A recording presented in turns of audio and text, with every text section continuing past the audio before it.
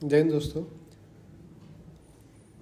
TGT English के अभी तक किए गए किसी भी एनालिसिस के साथ सेटिस्फाई न होने के कारण मुझे खुद से एक एनालिसिस बनाना पड़ा, जिसकी शुरुआत मैं अभी कर रहा हूँ। किसी भी एनालिसिस के साथ सेटिस्फाई ना होने का सबसे बड़ा रीज़न है कि फैक्ट्स और डाटा के साथ बात हुई ही नहीं है। इसीलिए मैं अपने खुद से एक एनालिसिस कर रहा हूँ जिसमें डाटा और फैक्ट्स होंगे। आइए एनालिसिस शुरू करते हैं और सबसे पहले हम बात करते हैं कि टोटल कितने फॉर्म फिल हुए थे टीजीटी इंग्लिश पोस्ट कोड 804/24। इसमें यूआर कैटेगरी में अगर आप देखोगे तो 19,428, ओबीसी 3,835, 5,015, 1,371, 1,136 और 30,785 टोटल फॉर्म हमारे फिल हुए थे। अब उसी के साथ साथ मैंने नीचे इनकी वैकेंसीज़ भी लिखी है, मेल वैकेंसीज़ कितनी हैं, फीमेल वैकेंसीज़ कितनी है और कैटेगरी वाइज उन्हें डिवाइड भी किया है। अब यहाँ सबसे पहली जो फैक्ट देखने वाली बात है कि मेल की वैकेंसी थोड़ी ज़्यादा है एज़ कम्पेयर टू फीमेल। अब फीमेल की वैकेंसी थोड़ी कम है तो ये लास्ट में हमारी कट ऑफ को डिसाइड करने में भी एक फैक्ट है, एक डाटा है जिसका हम यूज़ करेंगे लास्ट में। अब चलते हैं कि टोटल कितने नंबर ऑफ़ कैंडिडेट्स इसमें अपीयर हुए थे। लगभग सभी डाटा को मिलाने के बाद लगभग 14,978 इतने कैंडिडेट अपीयर हुए थे, जिसमें को हम राउंड ऑफ मान सकते हैं कि लगभग 15,000 कैंडिडेट अपीयर हुए थे, जो कि लगभग 48% इतनी परसेंटेज हमारी ये अपीयर हुई थी एग्ज़ाम को देने के लिए। अब यहाँ जो सबसे बड़ी गलती हो रही है कि मेल और फीमेल को अलग अलग ट्रीट नहीं कर रहे।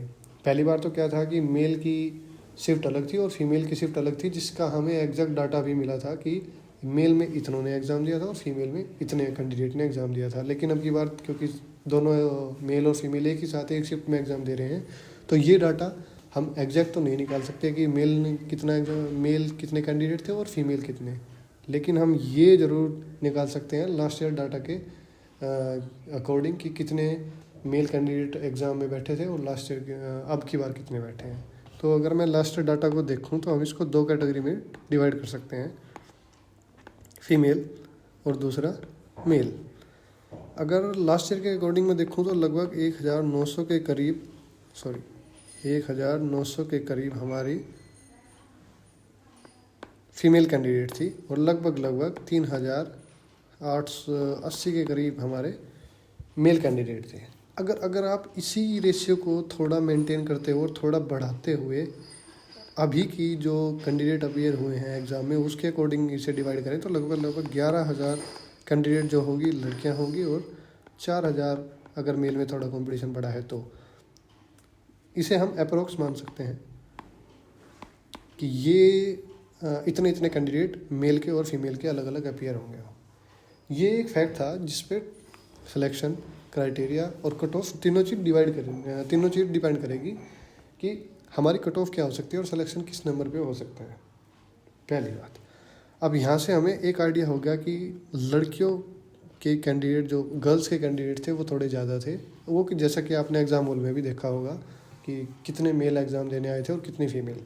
उसी के अकॉर्डिंग मैंने इसको थोड़ा डिवाइड किया है। ये थोड़ा गलत भी हो सकता है लेकिन अप्रोक्सीमेटली हम मान सकते हैं कि इतना ही होगा। अब चलते हैं आगे। फैक्ट नंबर 2 जो था हमारा पेपर। अब पेपर को देखते हैं। जो पेपर 1 था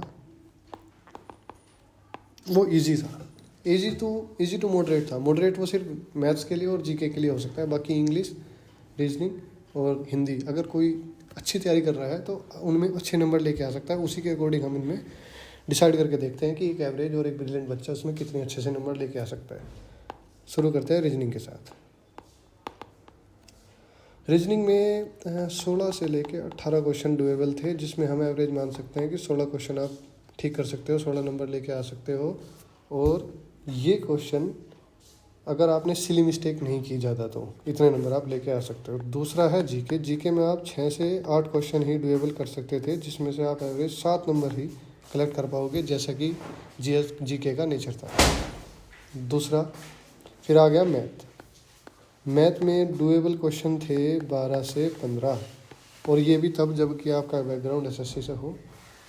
तो इसमें से मैं आपको एवरेज मान सकता हूँ कि 13 क्वेश्चन आप ठीक कर लोगे, लेकिन आपका बैकग्राउंड अच्छा होना चाहिए मैथ का। एवरेज बच्चे के हिसाब से 13 क्वेश्चन आप कर सकते थे। इंग्लिश, अब इंग्लिश में देखते हैं, इंग्लिश में 16 से लेकर 18 क्वेश्चन आप डुएबल थे, जिसमें से आप 16 क्वेश्चन कर सकते थे अगर आपने छोटी छोटी गलतियां नहीं की, क्योंकि गलतियां इंग्लिश में हो जाती है ना चाहते हुए भी, आपको पता भी नहीं चलता। और दूसरा फिर बचा है आपका हिंदी।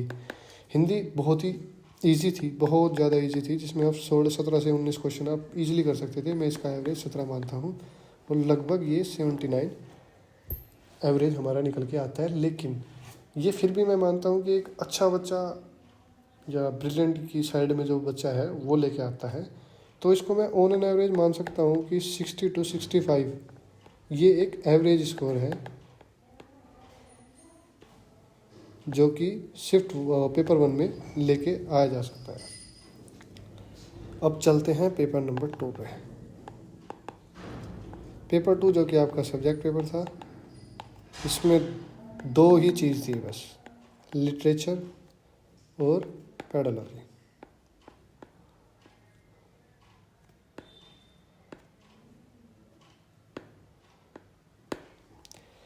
अब अगर आप लिटरेचर के सेक्शन को देखोगे तो 90 क्वेश्चन लिटरेचर से थे, 10 नंबर पेडागोगी से थे। और 90 क्वेश्चन को अगर आप डिवाइड करके थोड़ा सा एनालिसिस करके देखो तो इसमें से लगभग 60 to 65% DU का BA इंग्लिश ऑनर्स का सिलेबस था। दूसरा इग्नू से था, कुछ 15 से 20%, इसका भी इंग्लिश ऑनर्स का था। और बाकी जो हमारा क्वेश्चन था, जो बचे हैं 20%, करीब करीब 15 से 20%, ये जो था ये सिलेबस का होते हुए भी डेप्थ में था। डेप्थ के साथ साथ इसमें जो राइटर थे वो अननोन थे, और सभी राइटर को पढ़ लेना और सभी राइटर की क्रिएशन को अच्छे से याद रख लेना, ये भी नेक्स्ट टू इम्पॉसिबल है, हर कैंडिडेट ये चीज़ नहीं कर सकता। तो ये था लिटरेचर का एनालिसिस, जिसमें, और अगर हम पेडोलॉजी का देखें तो इसमें 10 क्वेश्चन जो है ये बहुत ही इजी थे, जिसमें से अगर आप बहुत ही ज़्यादा भी गलती करोगे तो मेरे हिसाब से 8 से 10 नंबर इसमें आराम से लेके आ सकते हो आप। अगर पेपर 2 का एनालिसिस करके देखें तो हम ऑन एन एवरेज एक अच्छा बच्चा लिटरेचर की डिफ़िकल्टी को देखते हुए हम ये कह सकते हैं कि वो 45 से 50 नंबर, अगर उसने लिटरेचर की अच्छे से पढ़ाई की हो तब। मैं नहीं मानता कि अगर आपने लिटरेचर की पढ़ाई अच्छे से नहीं की या थोड़ा रफली या सिर्फ क्रोनोलॉजी और ये सब राइटर पढ़े हैं तो इतना नहीं कर सकते आप। लेकिन हाँ, अगर आप लिटरेचर आपने अच्छे से पढ़ा है और वो भी DU का BA इंग्लिश ऑनर्स, क्योंकि 60% से 65% के जो बीच का सिलेबस था वो इसी से था। इसके कोर सिलेबस को अगर आपने अच्छे से पढ़ा है, इसके राइटर उसकी सारी क्रिएशन को पढ़ा है, तो आप अच्छे नंबर लेके आ सकते थे और 45 से 50 के बीच में आप नंबर लेके आ सकते हो। ये था पेपर 2 का एनालिसिस। अब ये हम देखते हैं कि एक जो फैक्ट जो किसी भी एनालिसिस में नहीं मिला, और ये कट ऑफ को डिसाइड करने का सबसे बड़ा फैक्ट है, स्पेशली मेल के लिए, मैं उनके लिए बता रहा हूँ, 40% इन सेकंड पेपर। अब ज़्यादातर जो लड़के प्रिपरेशन करते हैं या फीमेल भी प्रिपरेशन करती है, लिटरेचर को पढ़ना कोई आसान नहीं है, और लिटरेचर इतना इंटरेस्टिंग भी नहीं होता, तो कि लड़के इनसे दूर ही भागते हैं। ज़्यादा अच्छा लिटरेचर लड़कों का बहुत ही कम होता है, बहुत ही कम लड़के ऐसे होते हैं जिसमें लिटरेचर अच्छा होगा। और अब की बार सिलेबस भी नया आया था, तो अगर किसी ने लिटरेचर अच्छे से प्रिपेयर किया होगा तब मैं कह सकता हूँ कि वो इसमें 40% का क्राइटेरिया ईजिली पार कर लेगा। अगर उसने लिटरेचर लाइटली पढ़ा है और ग्रामर पे थोड़ा ज़्यादा ध्यान दिया है, या फिर सोचा कि पेडागोगी से हो जाएगा, तो ये मुश्किल है ग्रामर और पेडागोगी के बेस पे अगर पेपर को पार, क्योंकि ग्रामर का कोई भी क्वेश्चन नहीं था, 0 क्वेश्चन थे, पेडागोगी के 10 थे, और पूरा का पूरा पेपर आपका लिटरेचर से था। तो इसके अकॉर्डिंग मैं कह सकता हूँ कि पेपर 2 पास करना हर मेल कैंडिडेट के लिए बहुत मुश्किल होगा। ये कट ऑफ डिसाइड करने के लिए बहुत बड़ी बात है। अभी मैं आपको समझाता हूँ एक छोटे से एग्जांपल से। हम मानते हैं 2 कैंडिडेट है, कैंडिडेट 1 और कैंडिडेट 2। कैंडिडेट 1 जो कि एसएससी बैकग्राउंड से है, जिसका पेपर 1 बहुत अच्छा है, या इसका एसएससी बैकग्राउंड होने की वजह से जो जनरल पेपर है वो बहुत अच्छा गया होगा और मैं उसके 70 के करीब नंबर मानता हूँ। लेकिन लिटरेचर और नहीं पढ़ पाने के कारण या उसमें अच्छा बैकग्राउंड नहीं होने के कारण मैं मानता हूँ कि 30 से वो 35 नंबर ही ले पाया। तो वो 100 नंबर से 105 नंबर तक ही पहुँच पाया।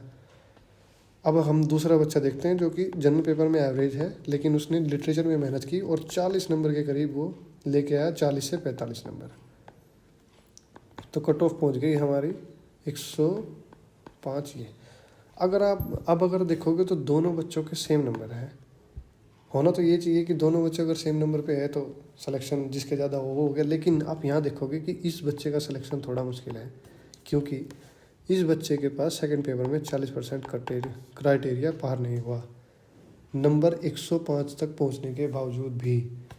वहीं दूसरी ओर जो बच्चा है जिसका जनरल पेपर थोड़ा एवरेज है, उसके सिलेक्शन के चांस ज़्यादा होंगे, क्योंकि वो लिटरेचर उसने अच्छे से पढ़ा है और उसका नंबर 100 से 105 के बीच में बन रहे हैं। यही मैं जो फैक्ट कह रहा था कि किसी ने बात नहीं की कि नंबर ज़्यादा होने के बावजूद भी कुछ कैंडिडेट मेल के कट ऑफ से बाहर रहेंगे। यही वो रीज़न था कि मैं एनालिसिस खुद से किया और खुद से मैंने ये एक वीडियो बनाई एनालिसिस के ऊपर। अब देखते हैं फीमेल के लिए।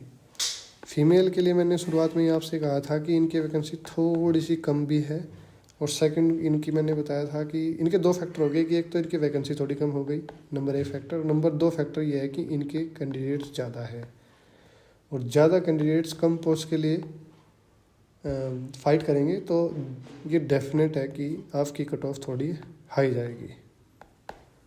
इसी के अकॉर्डिंग अब दोनों फैक्टर, मेल और फीमेल के दोनों फैक्टर मैंने कंसीडर कर लिए हैं। उसी के अकॉर्डिंग अब मैं एक जनरल कट ऑफ, मतलब एक कट ऑफ डिसाइड कर रहा हूँ, जिसके अकॉर्डिंग मुझे लगता है कि आपके रो मार्क्स अगर आप आइडिया लगा सकते हो कि इतने तक पहुँच रहे हैं तो आप सेफ हैं। जैसे अगर मैं मेल कैंडिडेट्स की बात करूँ तो UR, OBC, EWS, SC और ST।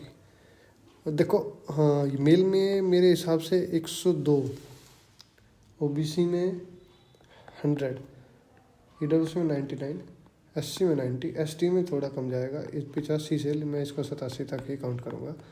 अब देखना, अब ये क्या है, क्यों मैं मेल की कट ऑफ थोड़ी हाई बता रहा हूँ। मेल की कट ऑफ हाई बताने का रीज़न सिर्फ ये है कि दूसरे पेपर में अगर कोई लड़का कट ऑफ में आ रहा है तो मतलब कि उसके सेकंड पेपर में 40 नंबर है, तभी वो कट ऑफ में है। और वो अगर कट ऑफ में है तो उसको ऑन एन एवरेज पेपर 1 में भी 60 नंबर वो आराम से लेके आ सकता है। तो ये पहुँच गया आपका 100 नंबर तक। अगर पेपर 2 में 40% का क्राइटेरिया नहीं होता तो मैं डेफिनेट ये कह सकता हूँ कि मेल की कट ऑफ 85 से 90 के बीच में ही रुक जाती, क्योंकि लिटरेचर का जो सेक्शन था वो बहुत डिफ़िकल्ट था। बाकी कैटेगरी वाइज मैं इतना डिसाइड नहीं कर सकता, क्योंकि कैटेगरी वाइज थोड़ा अलग होता है। कितने कैंडिडेट जनरल में आ गए कैटेगरी से, और या कितने कैंडिडेट अभी अपनी कैटेगरी में ही फाइट कर रहे हैं, तो ये डिसाइड करना बहुत मुश्किल होता है। अब मान लो कि OBC से कोई बच्चा UR तक नंबर लेके आ गया तो वो UR कैटेगरी में काउंट हो जाएगा। इससे फिर कैटेगरी के नंबर डिसाइड करना मुश्किल है। फिर भी एक जनरल आइडिया के लिए मैंने कैटेगरी कट ऑफ दी है। ये आपकी कट ऑफ आप मान सकते हो ई डोजियर के लिए।